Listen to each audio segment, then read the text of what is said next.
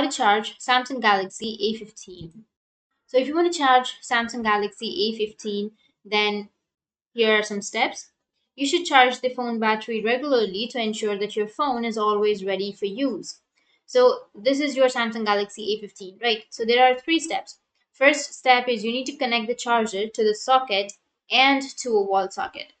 Now, once you've connected, you just need to simply insert the cable or the charger to your phone into this hole.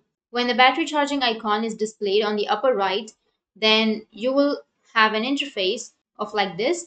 It says that your charging has been started or your charging is in progress. When the phone is turned on, you can always see the battery power level. The larger the colored section of the battery icon, the more remaining battery power. So in this way, you will have the battery icon and then you will also have the percentage. And if it's 100%, you can remove the charger. So that's how you can charge your Samsung Galaxy A15. And if you have any questions, feel free to comment below. Thanks for watching.